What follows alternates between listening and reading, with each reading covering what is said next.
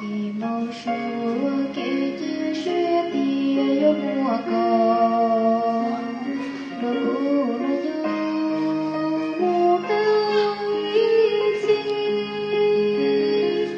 giờ nhớ nhớ trên thấy trôi lo cho tôi nhau ai kề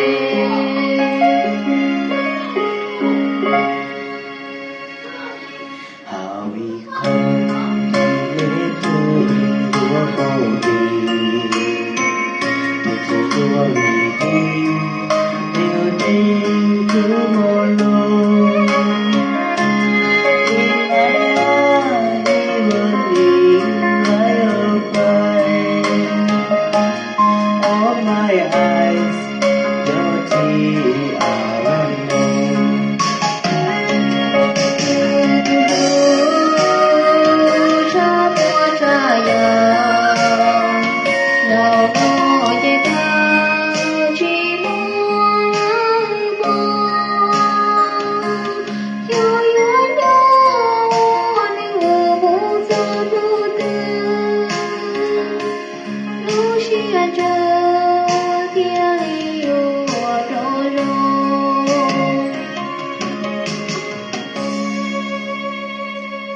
With the ghost, is you group làm ai gần to be happy with hope you marry. With you have happy love for all your life. With your guy loves you forever.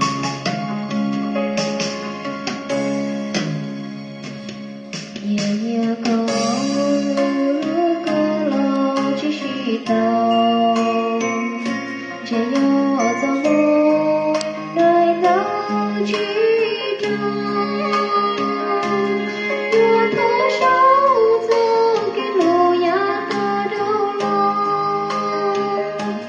cố thia ôi ra đơn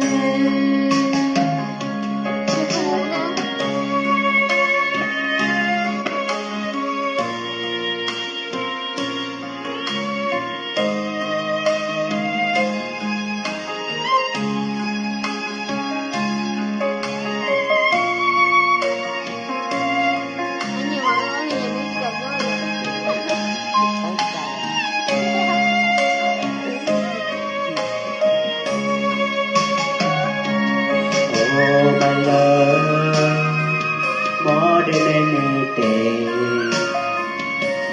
you and I are no more again. How do I live without you here by my side? How long will I forget you, my love?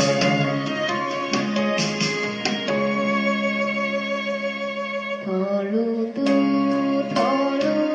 cao con hồn trao tu này đâu muôn đó lúa buồn thọ lưu nhẹ mũ tay chi thọ gió chi từ nơi mùa cô lưu.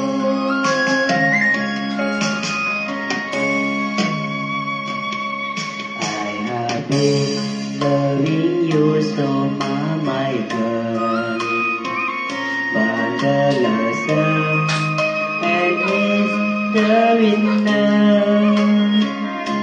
I'm making our photo in a paper.